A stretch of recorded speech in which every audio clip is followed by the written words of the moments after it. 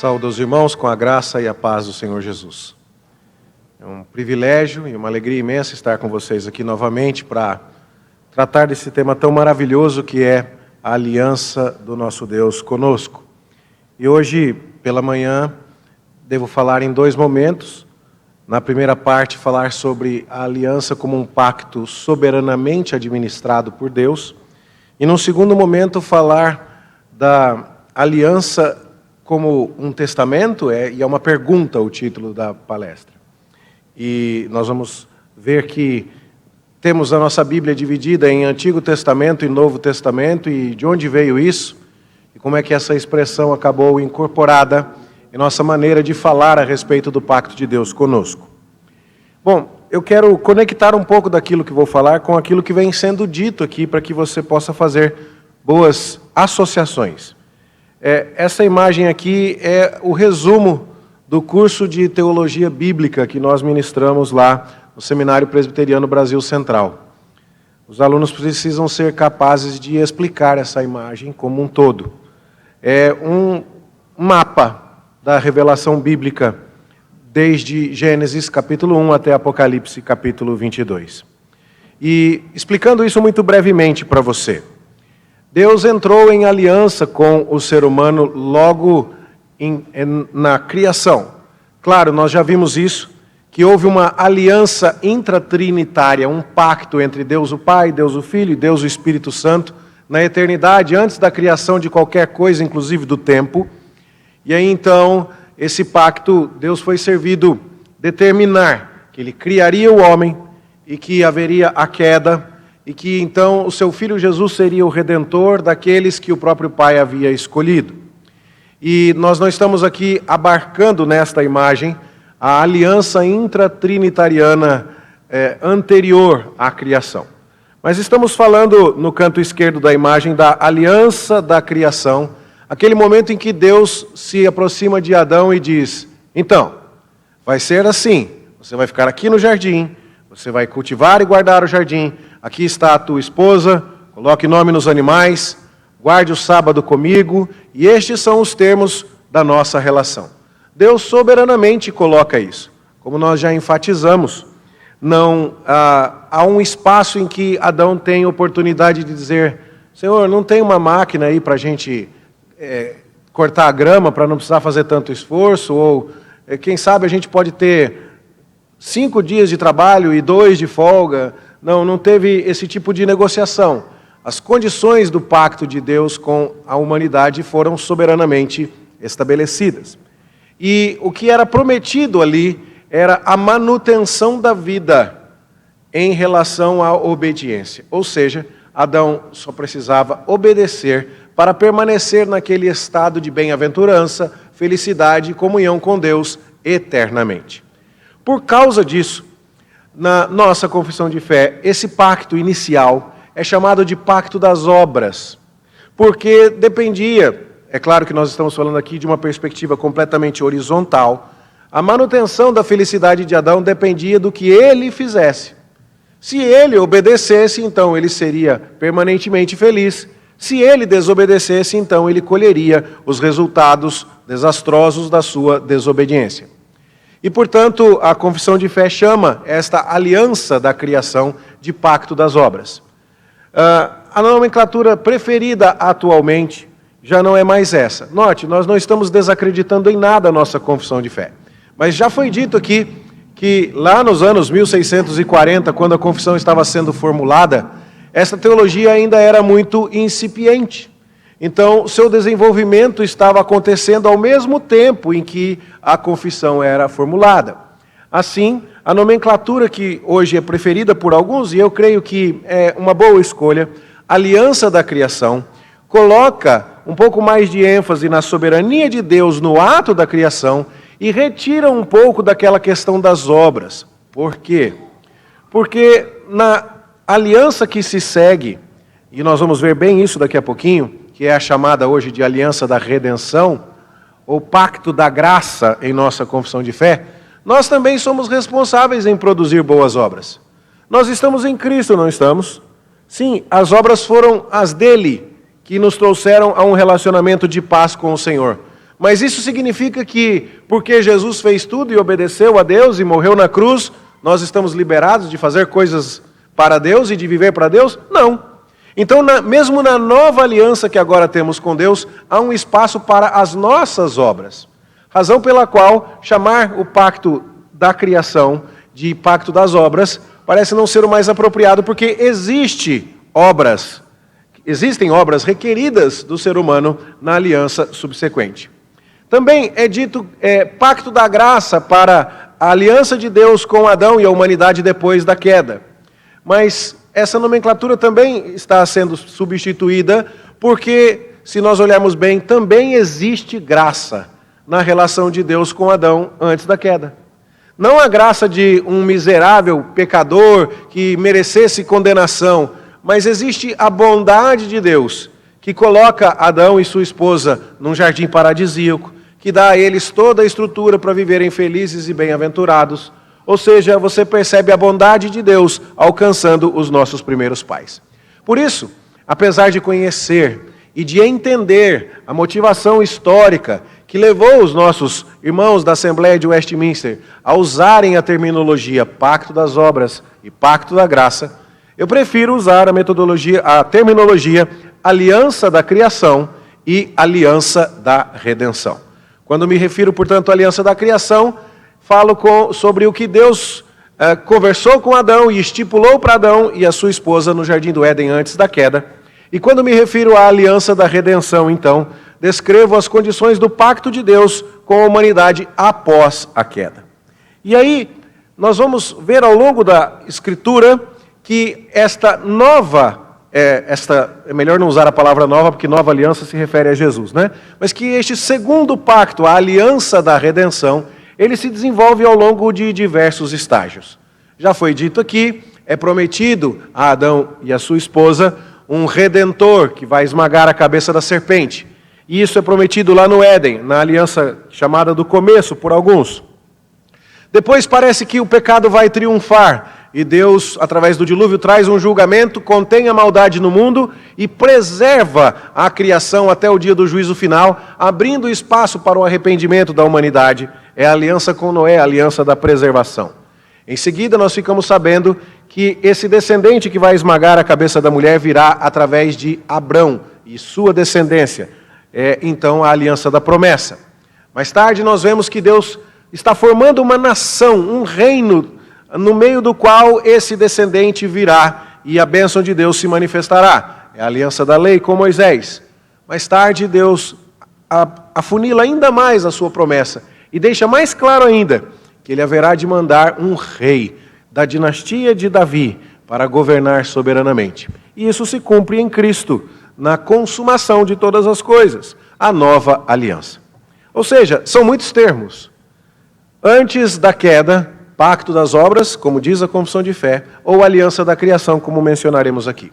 Depois da queda, depois de Gênesis capítulo 3, tudo é aliança da redenção. Mas a aliança da redenção tem duas grandes etapas. O nosso Antigo Testamento, a antiga aliança, e o Novo Testamento, ou nova aliança, agora cumpridos em Cristo. Mas mesmo dentro da antiga aliança, uma das partes da aliança da redenção, você ainda tem várias partes. Ou seja, é tudo aliança. E se você guardou isso, já está o suficiente. A aliança é o tema que unifica a Escritura, e em todos esses momentos Deus está se relacionando com a humanidade, e sempre, esse é o ponto desta manhã, sempre de maneira soberana. Quando Deus chama Adão e fala com ele, dá a Adão alguns mandatos. Ele tem um mandato para baixo, de cuidar da terra, de cultivar o jardim, de proteger o jardim. Ele tem um mandato para os lados, de ter descendência com a sua esposa e de se relacionar com ela. E tem um mandato para cima, de obedecer às ordens de Deus e de fazer tudo aquilo para Deus, de descansar em Deus no dia do sábado, de caminhar com Deus na viração do dia, de obedecer os limites que foram impostos por Deus ao não comer da árvore do conhecimento do bem e do mal. Mas essas ordens são descumpridas. E assim que elas são descumpridas, Deus chama Adão e sua esposa e fala com eles em termos que, ao mesmo tempo, revogam as estipulações da aliança da criação e instituem as estipulações da aliança da redenção. É curioso porque o capítulo 3 de Gênesis é a semente de onde brota a grande árvore de revelação de toda a Escritura. As coisas ali são muito densas, muito concentradas. E a gente consegue ver que esse descendente da mulher que esmagará a cabeça da serpente está revelado de maneira muito mais desenvolvida ao longo de toda a Escritura. Tudo ali está muito concentrado. E quando Deus está dizendo, o primeiro pacto, então, agora está anulado por causa da sua desobediência, e Deus coloca em vigor um novo pacto, as mesmas palavras que pronunciam a maldição da aliança da criação, inauguram também a aliança da redenção. Quando Deus diz, veja, não é mais agora a partir da sua obediência que você obterá vida, mas agora é a partir da obediência de um descendente da mulher que nascerá e fará o que você não fez.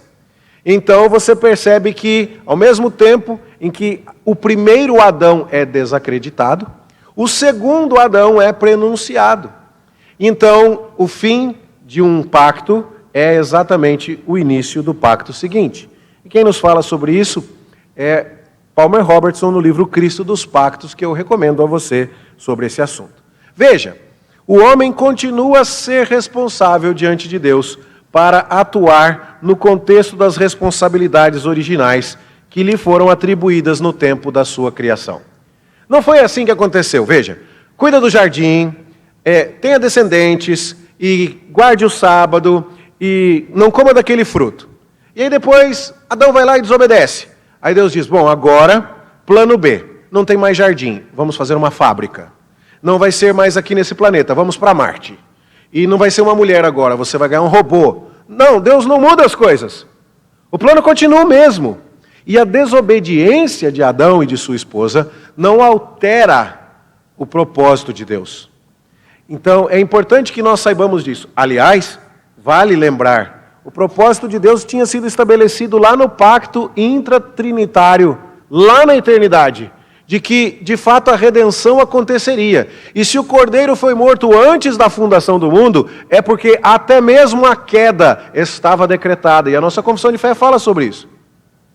A gente, às vezes, costuma pensar de maneira muito superficial sobre esses assuntos e nós devemos evitar a conclusão ruim de que, quando Adão fez tudo isso, Deus colocou a mão na cabeça e falou, ih, esse cara vai me dar um trabalho. Não, não foi assim que as coisas aconteceram.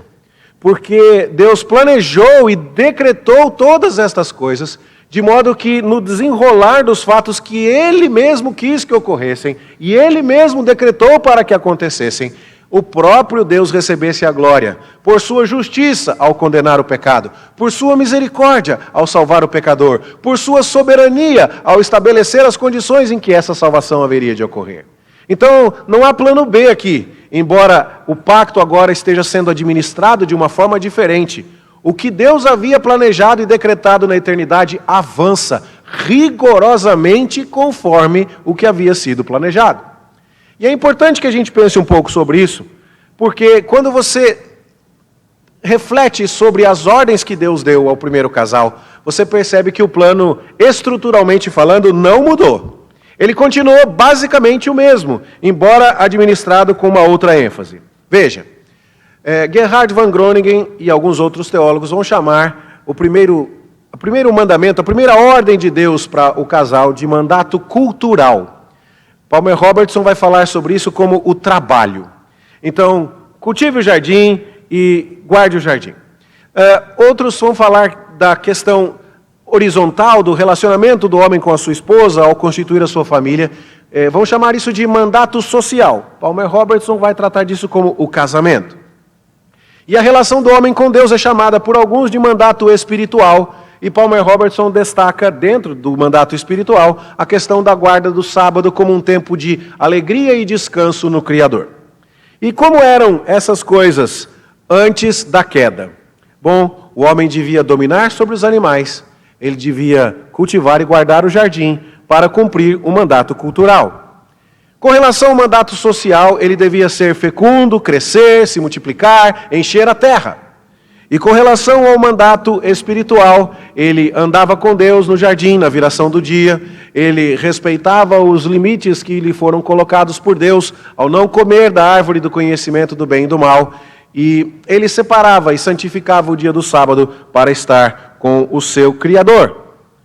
E, no entanto, foi por causa da desobediência de Adão, em particular ao mandato espiritual, porque ele come, junto com sua esposa, do fruto proibido, você agora verá a exposição da justiça de Deus, do juízo de Deus e da misericórdia de Deus, sendo demonstradas dentro desta estrutura. O que nos faz perceber, então, que não entrou em ação um plano completamente diferente, mas foi ativada a próxima fase do processo multifacetado desenhado por Deus desde toda a eternidade. Como isso? Bom, se você devia dominar sobre os animais e devia cultivar e guardar o jardim num mundo sem pecado, você vai ter que continuar fazendo isso. Só que agora, aquele jardim que plantando cresce tudo e rápido e bonito, agora é um jardim que está amaldiçoado. Cardos e abrolhos, ervas daninhas, pragas, estão agora brotando do solo para atrapalhar o seu serviço. Seu trabalho como agricultor agora vai ser mais complicado. Você vai suar o seu rosto. Então, você vê que Deus não desiste da ideia do trabalho. A desobediência de Adão não é capaz de estragar o plano de Deus em sua estrutura. E as coisas mudam, mas continuam em muitas maneiras as mesmas.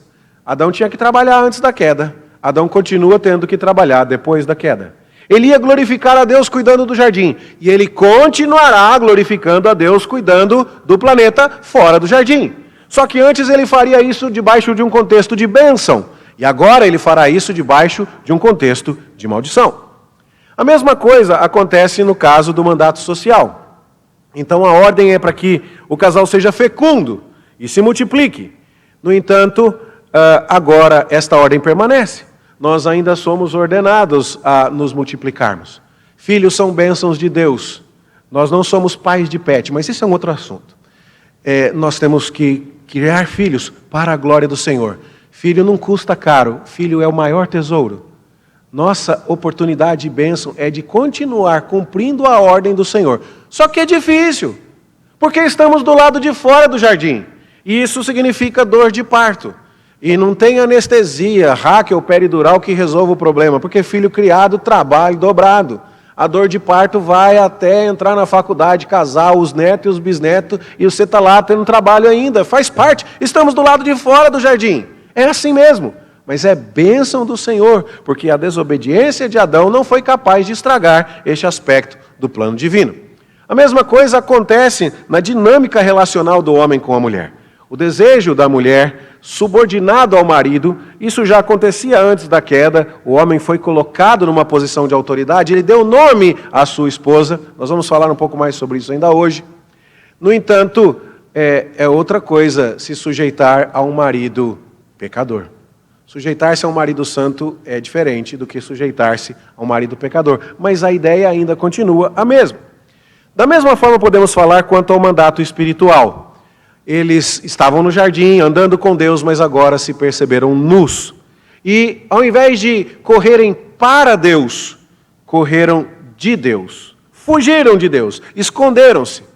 E acabaram expulsos do jardim, porque agora a relação que tinham com Deus não podia continuar nos mesmos moldes.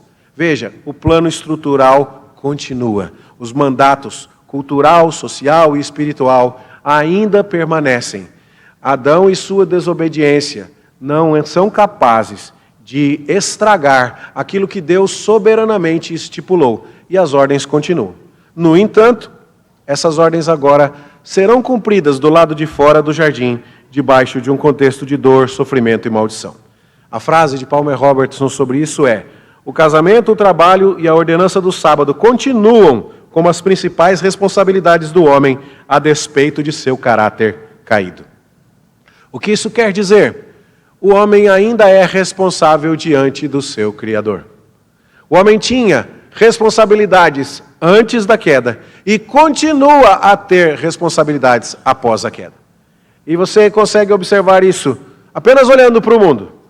Repare a vida das pessoas que não têm uma boa relação com o trabalho, como é uma vida bagunçada. Repare a vida das pessoas que não têm ordem na família, como isso é bagunçado. E eles podem não perceber, mas tudo isso é o reflexo de uma relação não adequada com o Criador. Ou seja, os mandatos estão aí. O mundo não consegue escapar disso. As pessoas ainda percebem a necessidade de trabalhar e descansar, de viver em família, ainda que se esforcem muito para negar a necessidade da presença e da administração do Criador soberanamente em suas vidas. Pois bem, então são esses os 3 mandatos: o mandamento do sábado, o espiritual, o casamento, o mandato social, e o trabalho, o mandato cultural. Só que agora, o mandato do sábado, ou o mandato espiritual, acontece fora do jardim. Você está vestido, eu cobri a sua nudez com a minha graça, sangue foi derramado, alguém vai resolver o problema da sua desobediência, alguém vai sofrer no teu lugar, esses animais apontam para isso, e alguém vai obedecer por você e triunfar por você sobre essa serpente que te dominou agora. Então, você está vestido, o seu resgate está a caminho, mas você está fora do jardim. Da mesma forma, você agora, mulher, terá dores de parto, e isso se estende, não apenas no aspecto fisiológico do nascimento de uma criança, mas da criação de filhos, algo que em certa medida também os pais, homens, os maridos devem compartilhar, mas agora você continua dando à luz filhos, mas com dores de parto. E você também continua comendo o teu pão como resultado do teu trabalho, mas vai suar o teu rosto e vai cultivar uma terra cheia de espinhos. Veja, a soberania de Deus continua. Quais eram as ordens antes da queda? Eram essas. Quais são as ordens depois da queda? São essas. O que Adão tinha que fazer antes de pecar? Isso. E o que ele tem que fazer depois de pecar? Isso. Quem é que está mandando aqui? Quem é que está no controle de todas as coisas? Quem está governando a história da humanidade soberanamente? E dizendo em todos os momentos o que deve ser feito e como deve ser feito, é o Deus soberano, que soberanamente administra a relação que ele tem com as suas criaturas. Nós podemos abordar isso também por um outro ângulo, não só o ângulo dos mandatos, mas também o ângulo dos papéis que Deus atribuiu ao homem.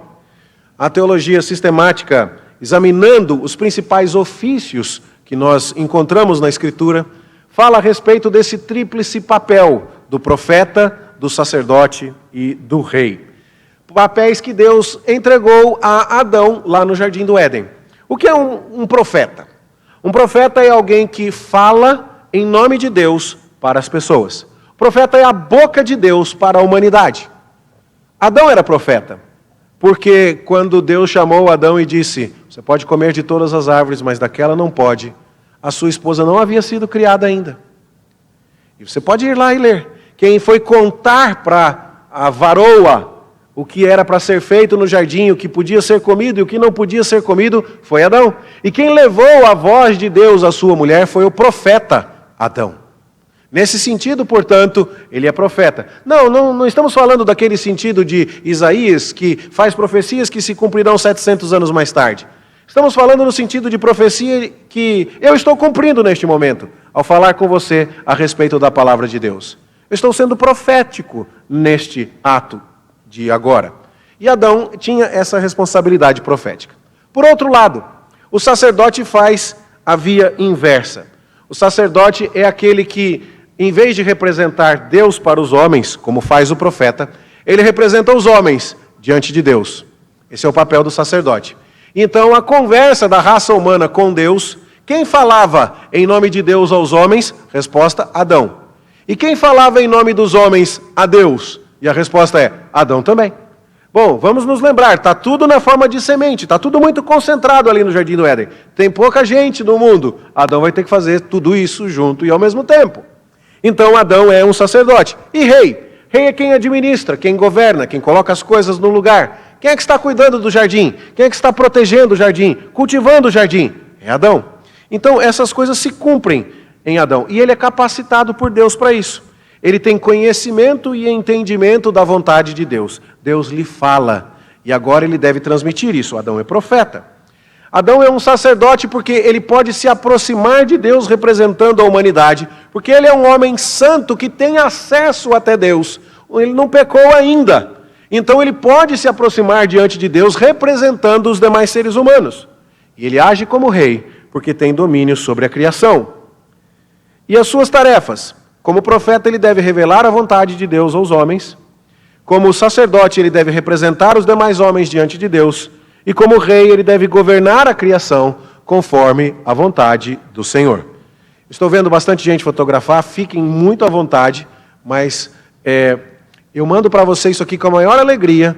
Assim que terminar um PDF com tudo isso, será um prazer servir você com isso, ok? Depois, agora então, na aliança da criação, isso aconteceu. Será que Adão, que não foi capaz de arruinar os mandatos cultural, espiritual e social, mas Deus soberanamente manteve o plano, será que Adão foi capaz de prejudicar o seu tríplice papel como profeta, sacerdote e rei? Será que estas estruturas, estas veias do plano de Deus para a humanidade foram comprometidas pela desobediência de Adão? E eu acredito que a essas alturas você está dizendo, é claro que também não. Exato, boa resposta. É isso mesmo. Então o que nós vamos ver aqui é que Adão errou como profeta. Ele falhou em advertir a sua mulher. Aliás, meu querido varão que aqui está, você é o responsável diante de Deus para que quando a serpente estiver colocando a linguinha de fora lá na sua casa, o primeiro a gritar tem que ser você. Quando chegar domingo de manhã, não é a tua esposa que tem que ficar bem, vamos, é escola dominical. Você é o profeta que vai dizer, vamos à casa do Senhor, a responsabilidade é tua. Você é aquele chamado por Deus para isso. Mas Adão foi relaxado aqui. Não advertiu a mulher. Que história é essa, minha senhora, dona serpente? Chispa, tchau. Não quero ouvir essa conversa furada aí. Não foi nada disso que Deus falou. Como é que a senhora está conversando com a minha mulher um negócio desse? Deixei agora? Vaza. Mas Adão não faz isso. Ele cede à serpente. Ele também não age como um sacerdote adequado, porque ele nos representava. E o que ele fez colocou todos nós numa situação complicada diante de Deus. O erro dele foi o nosso erro. E essa representação federal de Adão agora é que nos transmite o pecado. Muitas vezes você fica indignado dizendo assim, quero chegar lá no céu e dar uma bicuda na canela do Adão. Onde já se viu fazer um negócio desse com a gente e tudo mais e tal. E eu acho injusto, porque eu não estava lá no Jardim do Éden e agora estou aqui sofrendo por causa do que esse camarada fez. Olha, a gente pode achar o que a gente quiser achar. Mas se tem uma conferência das Nações Unidas e o nosso presidente vai lá, somos nós que estamos lá. Ele está nos representando. É assim que as coisas funcionam. Então, Adão falhou ao nos representar como sacerdote. Ele também falhou como rei, porque ele devia cuidar da criação. Ele devia cuidar dos animais, ele devia cuidar do jardim. E o que aconteceu? A sua desobediência trouxe cardos, abrolhos, espinhos, suor, sofrimento, dor de parto. Todo mundo está sofrendo por causa da desobediência de Adão enquanto rei. E agora, o que acontece? Essa queda nos introduz num estado do qual precisamos ser resgatados. Se Adão falha como profeta, nós agora vivemos em ignorância e cegueira, em erro e em falsidade. Nós agora precisamos, mais do que nunca, da revelação adequada de Deus, da sua palavra inspirada, inerrante, infalível. Por quê? Porque nós nos afastamos daquela revelação pura que Deus entregou a Adão lá no Jardim do Éden. Ele falhou. E agora nós precisamos que Deus continue a falar conosco, porque o primeiro Adão não fez o que era necessário. Nós precisamos da revelação plena que nos será trazida pelo segundo Adão, o descendente da mulher, que esmagaria a cabeça da serpente. Ele sim vem nos trazer tudo aquilo que precisamos saber para termos uma vida feliz, equilibrada e uma vida resgatada. Na questão sacerdotal, nós temos também que a queda de Adão nos coloca numa situação de injustiça, de culpa, de corrupção moral. Estamos sujos diante de Deus por causa do nosso pecado. E na questão real, nós estamos enfermos, sujeitos à morte, sujeitos à destruição. Catástrofe completa.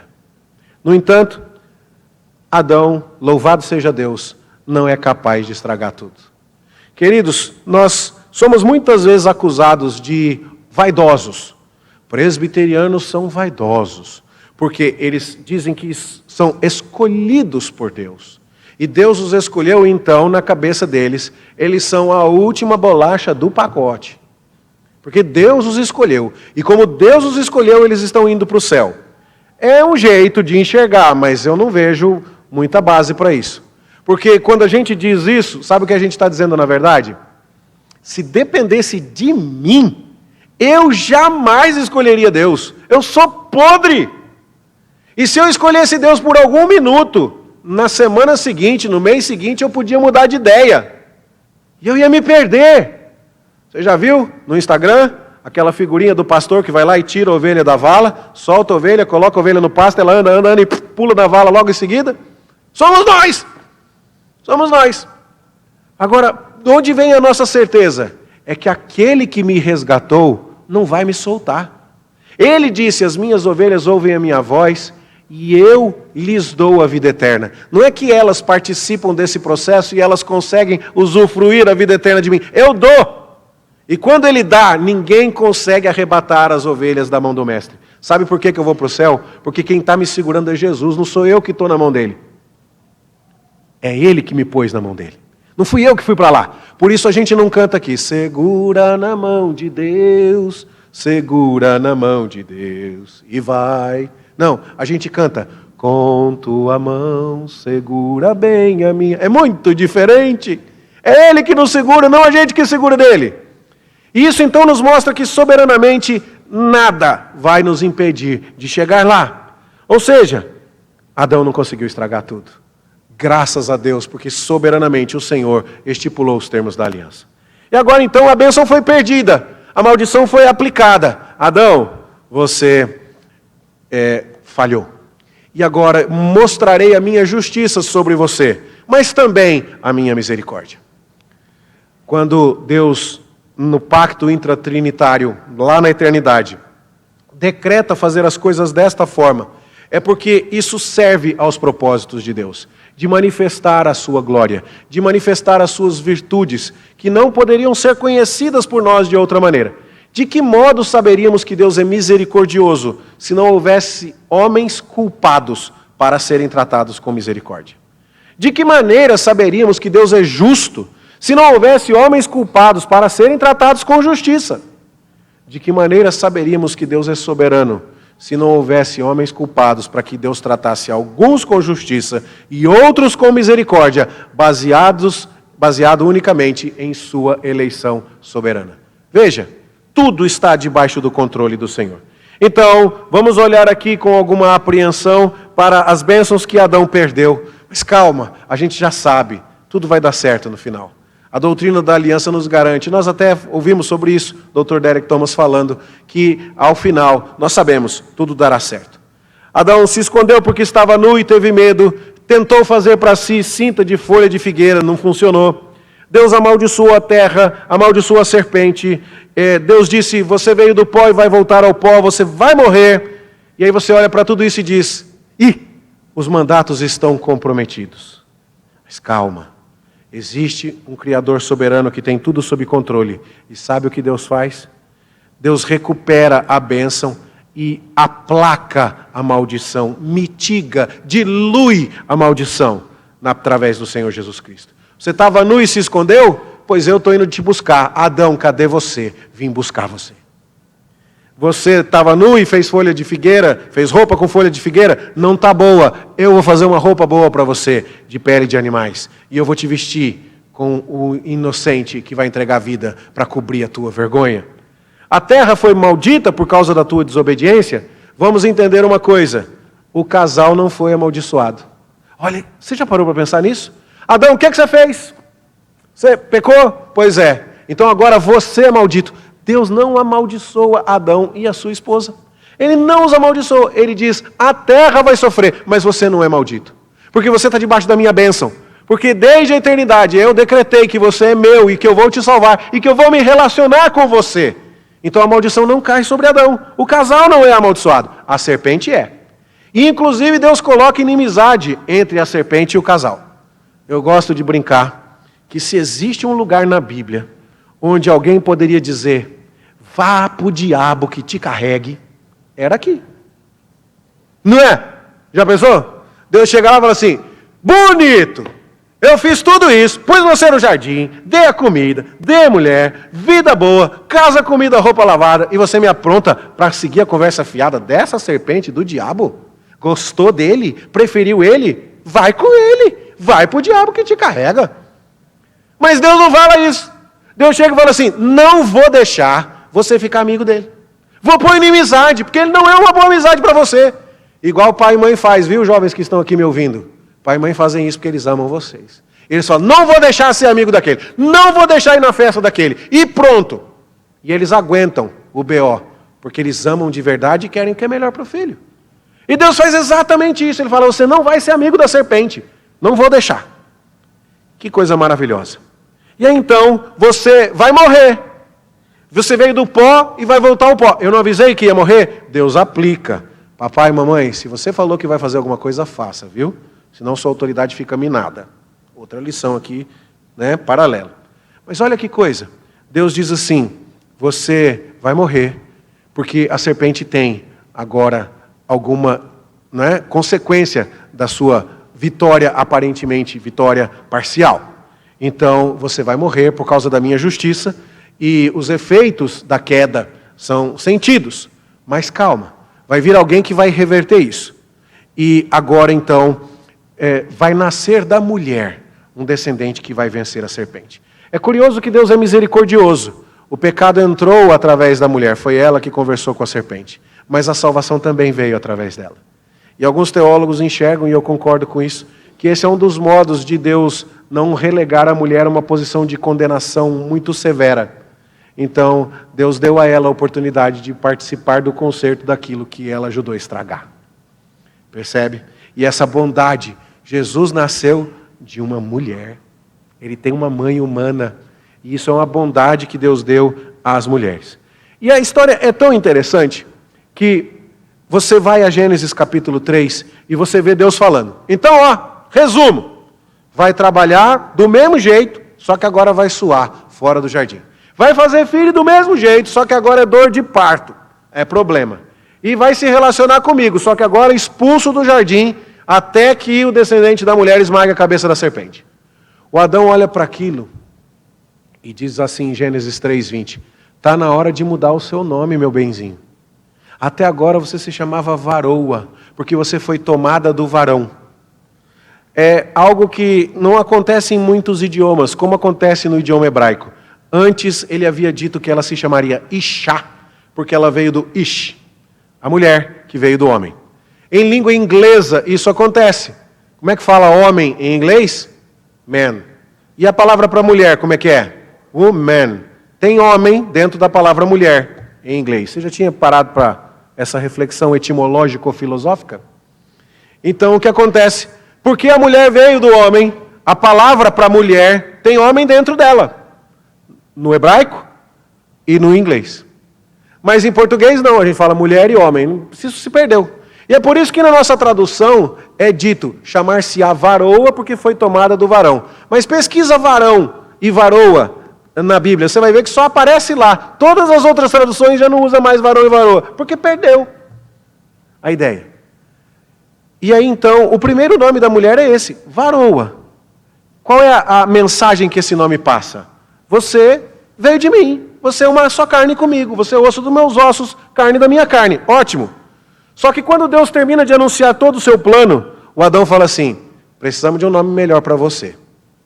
Você agora vai se chamar Havá, Eva, que quer dizer vida. Você fala, oi? Você escutou, Adão, o que Deus acabou de falar? Deus acabou de falar que você vai suar o rosto, que ela vai ter dor de parto, que vocês estão expulsos do jardim, que vai demorar até o descendente da mulher esmagar a cabeça da serpente, que você veio do pó e vai voltar ao pó e certamente vai morrer, e você ainda quer mudar o nome da mulher para vida? Sim, é exatamente isso que eu quero. Por quê? Porque tá ruim, mas tá bom. Conhece a música? Tá ruim, mas tá bom. Por quê? Porque Deus podia me jogar fora, mas Ele não deixou eu ser amigo da serpente. Deus podia desistir de tudo, mas Ele ainda me deixa trabalhar. Deus podia desistir de tudo, mas Ele ainda me manda ter filhos. Deus podia desistir de mim, mas Ele está vindo me buscar. Ele me vestiu, Ele está mandando um descendente da mulher para esmagar a cabeça da serpente. Ele não me entregou para a serpente, não me mandou para o diabo que me carregue. Então, mulher, vida! Seu nome agora vai ser Eva. Vamos comemorar. Isso é importante. Então, meus irmãos, veja, Deus está falando com Satanás, com a mulher, com o homem, seguindo a ordem da corrupção, da defecção da lealdade deles ao Criador. Deus está introduzindo elementos de maldição e de bênção em cada mensagem e está unindo estruturalmente aquilo que aconteceu antes da queda com aquilo que acontece depois da queda. Então, o que é que nós estamos vendo? Um Deus que não perdeu nada do seu controle soberano em toda a história. E agora, eu queria pensar com você em como esse descendente da mulher, ele tem tudo sob controle. Porque aquela história, como eu estou te contando, é uma semente. Mas ela é uma semente que desabrocha ao longo da revelação bíblica. O que aconteceu lá no Jardim do Éden? Aparece a serpente e fala assim, então, o que foi que Deus falou para vocês mesmo? Isso aí? Sério? Ah, não acredito. Então a serpente coloca a palavra de Deus em xeque. Você percebe o elemento? Mas aí depois tem um outro elemento. O que é para comer?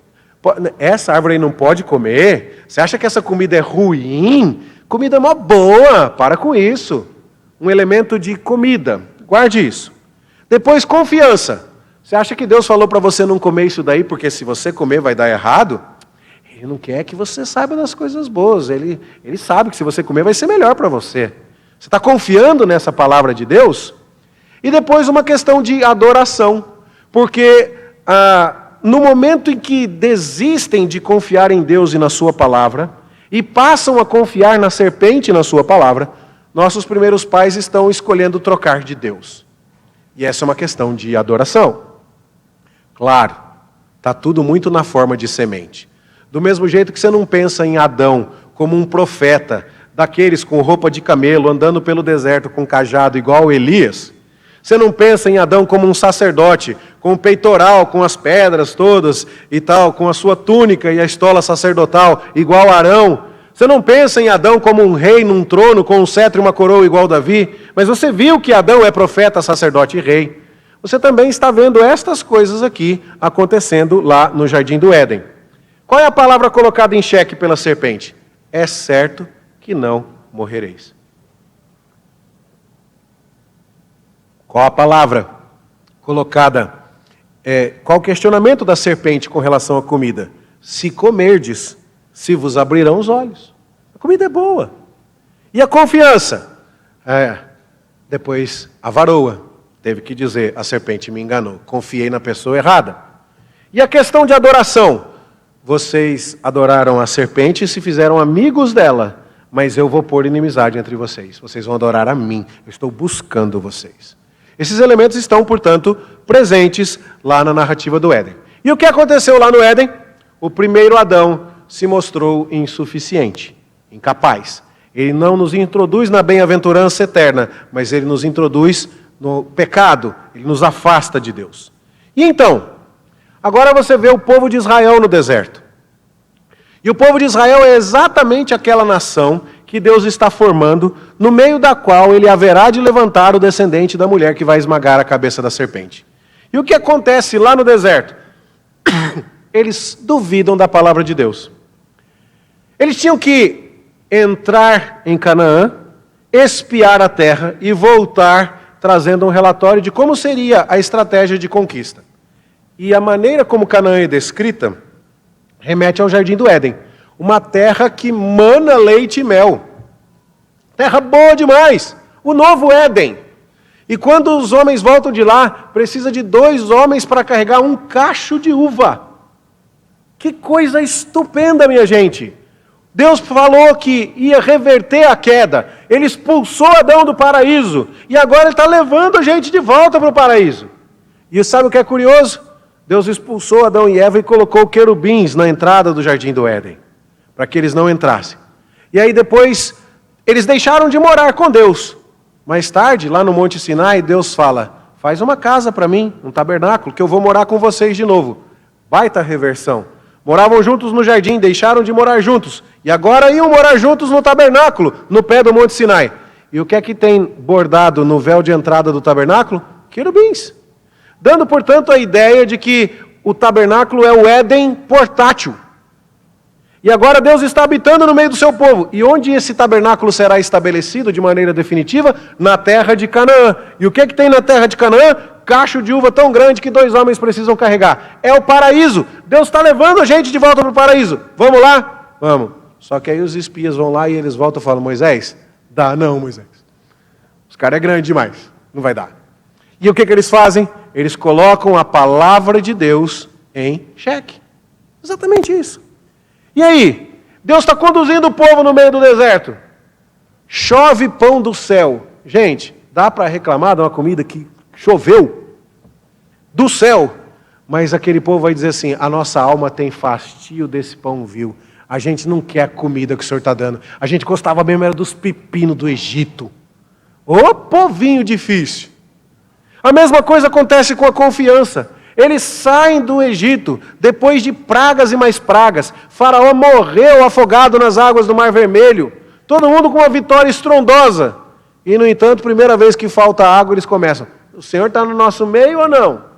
Cadê? Estão duvidando de Deus do mesmo jeito. E a adoração não precisa nem falar, né? O bezerro de ouro é bastante conhecido. Então, o que acontece? Antes de falarmos alguma coisa da desobediência de Adão, vamos nos lembrar que estas avenidas aqui, presentes de maneira seminal, em termos de semente, lá no Jardim do Éden, elas estão se mostrando, se ampliando ao longo da história da redenção. E aí o que acontece? O povo está prestes a ser introduzido na Terra Prometida. 40 anos no deserto, para dar aquele detox desse povo que adorou bezerro de ouro, esse povo que não acreditou na palavra de Deus.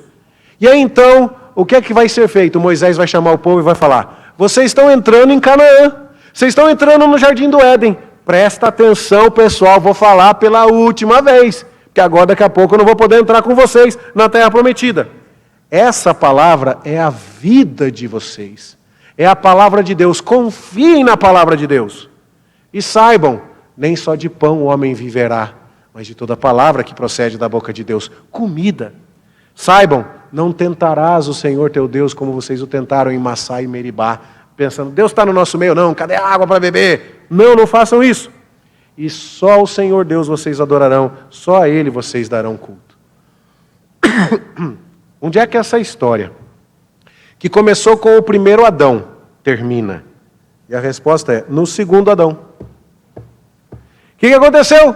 Deus aparece no batismo de Jesus e fala assim, esse é o meu filho amado e ele me dá muita alegria.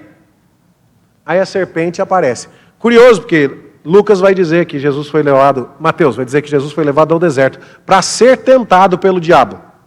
E esse é o tamanho do diabo para nós. É um servo de Deus. Jesus foi levado pelo Espírito para o diabo fazer o serviço dele. Judas traiu Jesus trabalhando para Deus. E aí, o que acontece? O diabo viu Deus falando, esse é o meu filho amado, eu tenho grande alegria nele. E aí então, quando o diabo chega no deserto para falar com Jesus, o mesmo deserto, figurativamente, que Jesus atravessou, que Israel atravessou. Não é o mesmo lugar geográfico, mas Israel passa 40 anos no deserto do Sinai, e Jesus passa 40 dias no deserto da Judéia. E qual é a estrutura? Exatamente a mesma. Vamos colocar a palavra de Deus em xeque. Deus falou, esse é o meu filho amado. Aí o diabo fala assim, se você é mesmo filho de Deus, que eu não estou acreditando nessa conversa não. Mas se você é filho de Deus, então, vamos falar de comida? Está com fome, 40 dias sem comer, manda a pedra virar pão. E sabe o que Jesus faz? Jesus cita Deuteronômio. Jesus mostra, você não leu o que está acontecendo? Você não sabe o controle que meu pai tem dessas coisas. A comida é Ele que dá, nem só de pão viverá o homem. E então o diabo muda de estratégia. Fala, então vamos pegar a escritura aí. Está escrito que Deus vai te proteger e você não vai tropeçar. E o diabo interpretou muito bem, porque o Salmo 91 que ele cita é de fato messiânico. Estava se referindo a Jesus mesmo. E aí então Jesus falou assim, eu sei que Deus vai cuidar de mim. eu não preciso ficar fazendo teste. Eu não preciso de provas toda hora. Eu não vou pular daqui só para ver o que acontece. Porque Israel duvidou que Deus estava no meio deles na primeira ocasião em que faltou água. Eu não vou duvidar que Deus está comigo, mesmo depois de 40 dias de jejum. Não vou pular. Então me adora. Aí Jesus falou, vai embora, Satanás, vai embora. Está escrito, só o Senhor Deus adorará, só a Ele darás culto. Você percebe a estrutura toda da Bíblia aqui? O Jardim do Éden tem tudo a ver com a peregrinação de Israel no deserto. Tem tudo a ver com o livro de Deuteronômio. Tem tudo a ver com a tentação de Jesus. Alguém perdeu o controle de alguma coisa aqui em algum minuto? Não! Por que é que nós temos certeza que nós seremos levados à eternidade? Porque aquilo que o primeiro Adão corrompeu com a sua desobediência já estava decretado pelo Pai, para que o segundo Adão restaurasse para a sua glória, por meio da sua obediência perfeita. Essa é a nossa segurança. Essa é a grande razão do consolo da nossa alma. Deus tem tudo, absolutamente tudo, sob controle. E agora então, quero terminar aqui contando para você um pouquinho só, não dá para a gente explorar demais isso. Essa relação de Deus falando o que vai ser, Deus determinando o que vai ser, tem sido conectada com os tratados antigos. Na minha primeira palestra eu falei a respeito de Abrão partindo animais ao meio e Deus passando pela metade das carcaças. E isso era um jeito de invocar automaldição. Se eu não cumprir o que prometi, que aconteça comigo o que aconteceu com esse animal. E nós dissemos que é importante dizer quem que copiou de quem. Tem gente que não acredita na inspiração da Bíblia e diz que Deus copiou os tratados do mundo antigo. Eu não creio que foi assim. Eu creio que, justamente refletindo a maneira como Deus soberanamente dispôs como seria a sua relação com a humanidade, alguns reis acabaram fazendo seus tratados dessa forma. Nesse livro lamentavelmente esgotado, Descobrindo o Antigo Testamento, você encontra trechos de tratados do povo hitita, tratados que foram descobertos no final do século XIX e cuja estrutura reflete muito essa ideia de tem que fazer isso, e eu não estou te perguntando, e se você fizer desse jeito vai dar tudo certo, mas se você fizer daquele jeito vai dar tudo errado, e esse será o castigo que você vai sofrer. Não foi isso que Deus fez no Jardim do Éden? Você vai cultivar o jardim e guardar para mim. E aí? Você vai viver bem-aventurança eterna. E se desobedecer, vai morrer. E então está aqui o castigo. Obedeceu, recompensado; desobedeceu, disciplinado. As regras são dadas por Deus, não tem nada em discussão, porque Deus soberanamente diz quais são as regras do jogo. Os tratados de suzerania do Antigo Oriente Próximo são assim. E eles têm uma espécie de preâmbulo, que é a identificação das partes. Quem que está combinando o que com quem no Jardim do Éden? Essa está fácil. Por quê? Porque só tem Deus e Adão lá. Então, se tem algum tratado, quem que está assinando? É Deus com Adão. Mas e nos dias de hoje? Nos dias de hoje, se você vai alugar uma casa, então você vai ter que colocar lá, fulano de tal, RG tal, CPF tal, profissão tal, residente domiciliado na rua tal, vem por este instrumento de contrato particular, tal, alugar o imóvel tal, da rua tal, matrícula tal, do senhor fulano de tal, RG tal. Essa é a maneira de você estabelecer um contrato hoje. Mas e naquela época? Naquela época não tinha RG, CPF, tabelião, cartório, nada disso. Então, era mais antigo. Aqui no Brasil ainda tem uns lugares onde o que importa é você é filho de quem? Não é assim que funciona? Então, na Bíblia é sempre assim, fulano, filho de cicrano. Era o que funcionava muito. E como você fazia isso num tratado antigo? Você contava as partes da história. Eu conheci você aquele dia, naquele lugar, eu te abençoei assim, eu te libertei dessa maneira, portanto, agora nós vamos combinar o seguinte. Assim são os tratados. E aqui, no tratado que nos é citado aqui, o tratado de 2 reis, Mursilis e Supupilumas. 2 nomes aí para você pôr no seu cachorro. Mas o preâmbulo de um dos tratados é o seguinte: estas são as palavras de Mursilis, o grande rei, rei dos hititas, o valente. Ele não está discutindo nada, ele está impondo soberanamente. E ele está contando qual é o contexto. Como é que foi que Deus fez isso lá nos 10 mandamentos? Deus fez isso dizendo, eu sou o Senhor teu Deus, que te tirou da terra do Egito. Pronto, partes identificadas. Eu sou o Deus que tirou você, você é o povo que eu tirei, você estava lá no Egito, pronto. Precisa de CPF, CNPJ de Israel? Não. Precisa de alguma digital de Deus para autenticar o sistema? Não, está resolvido. Partes identificadas. E depois, né, dessa identificação e desse prólogo histórico, as estipulações. O que é que você tem que fazer? Adão, vai cultivar e guardar o jardim. Éden. E lá no Sinai? Não terás outros deuses diante de mim. Não farás para ti imagem de escultura. Não tomarás o nome do Senhor teu Deus em vão. E assim vai. Vem os mandamentos, as estipulações da aliança. A seguir, você vai encontrar determinações para que o material do contrato seja depositado num santuário para ser guardado. Como é que é isso? O rei dos assírios ou dos hititas combinou com um outro rei lá. Tá certo? Tá. Registrou? Registrou. Agora eu pego a minha cópia do contrato e levo e coloco na minha igreja, na casa do meu Deus. Por quê? Porque se você não cumprir o que combinou comigo, o meu Deus vai me ajudar a te pegar. E ele pega a cópia dele, leva no santuário do Deus dele e guarda lá no santuário do Deus dele, dizendo, olha, meu Deus, ele falou que ia me proteger, que ia cuidar de mim. Se ele não fizer isso, o senhor pega ele e pune ele por causa de ter quebrado a sua palavra e o seu juramento. Você já tinha parado para pensar que é isso que acontece quando Moisés desce do Monte Sinai com 2 tábuas da lei? A maioria das pessoas pensa que ele desceu com o mandamento 1, 2, 3 e 4 na tábua 1, que são os mandamentos referentes a Deus, e os 5, 6, 7, 8, 9, 10 na outra tábua. Mas não foi isso que aconteceu. As 2 tábuas tinham os 10 mandamentos escritos dos 2 lados. Eram 2 vias do contrato. Só que uma era a via de Deus e outra era a via de Israel. E o que é que Israel vai fazer com a via dele? Vai pegar a via dele e levar para o santuário do Deus de Israel. Onde é o santuário do Deus de Israel? É o tabernáculo. Então, pega a via de Israel, coloca dentro da arca. E qual que é a via de Deus? Põe aonde? Põe na casa de Deus. Dá para jogar no céu e ficar grudado na nuvem? Não dá. Então, que casa de Deus que nós vamos usar? O tabernáculo.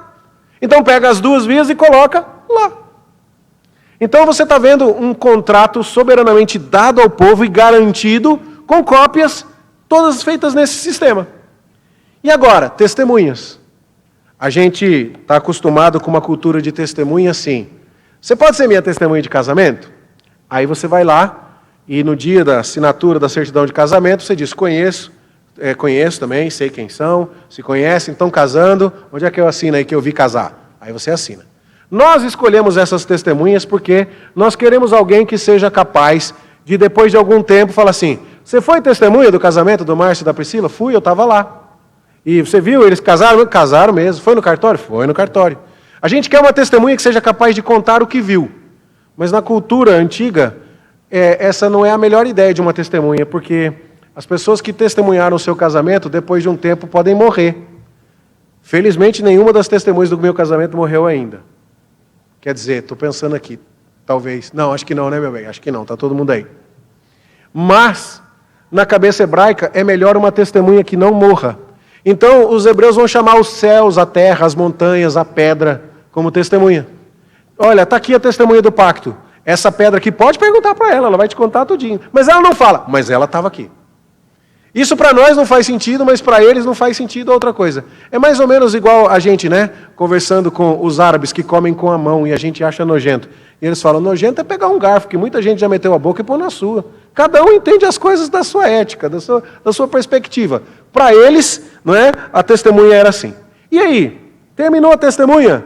Vem o catálogo de castigos e de bênçãos. Se você obedecer, estas bênçãos te seguirão. Então, se você continuar aqui no jardim, fazendo tudo que eu mandei, felicidade eterna. Se desobedecer, no dia que você comer, você vai morrer. O que acontece nos mandamentos? Honra teu pai e tua mãe. Por quê? Para que você seja de longa vida sobre a terra. Promessa de bênção para uma obediência. Mas não tome o nome do Senhor teu Deus em vão, porque ele não terá por inocente o que tomar o seu santo nome em vão. Castigo prometido para a desobediência. E o livro de Deuteronômio trata disso o tempo todo. E aí, quando você olha para as estipulações da aliança, você percebe que estes elementos estão presentes no momento do Sinai, quando Deus entrega o livro do Êxodo e de Levítico ao seu povo, e lá existe a apresentação das partes, o prólogo histórico, as estipulações, afirmações relativas ao documento, no caso as 2 tábuas guardadas na arca, as testemunhas, no caso do Monte Sinai foram 12 colunas, e maldições e bênçãos. A mesma coisa acontece quando o livro de Deuteronômio é dado, E a mesma coisa acontece quando Josué reparte a terra prometida. E ali é feita uma cópia, e ali existe previsão para leitura, e ali são chamadas testemunhas, e ali a aliança é renovada. E o que acontece hoje? Exatamente a mesma coisa. Exatamente a mesma coisa. O Deus soberano está falando conosco e dizendo, não é do seu jeito não, os termos são meus. E já caminho para o fim aqui. Cuidado você que foi muito ao McDonald's e montou o seu combo, trocando coca por suco de laranja, trocando a batata por, sei lá, nuggets, tirando a rodelinha lá do... Como é que chama aquele negócio? Pickles. O pickles, o nome me fugiu. E você montou o seu combo. O seu número 1 é um número 1 personalizado, gourmet, customizado. Onde Deus chegou e falou assim, faz o seu combo da fé aqui, pode ser do seu jeito personalizado para você. Vira e mexe, eu recebo gente que diz assim, eu quero ir para a igreja, mas esse negócio de dar dízimo não é comigo não, pastor. Não, esse negócio de ir na igreja 2 vezes no domingo, manhã e noite, estou fora. Não, mas Deus, eu acho que até ir lá para Deus tal, mas o meu casamento, isso é assunto meu, Deus não tem nada a ver com isso. E as pessoas saem montando relacionamentos com Deus como se elas fossem os soberanos. Como se elas decidissem o que vai ser bom ou não vai ser para elas. Como se elas tivessem o direito de editar as bênçãos e maldições que vão recair sobre elas. Não é assim que Deus soberanamente se relaciona conosco. Entendeu? É do jeito dele. E ponto. E tem razões baseadas na sua misericórdia, na sua bondade. Mas como eu espero ter apontado para você, razões baseadas nos seus planos eternos. Cuidado. Cuidado. Não se relacione com Deus do seu jeito.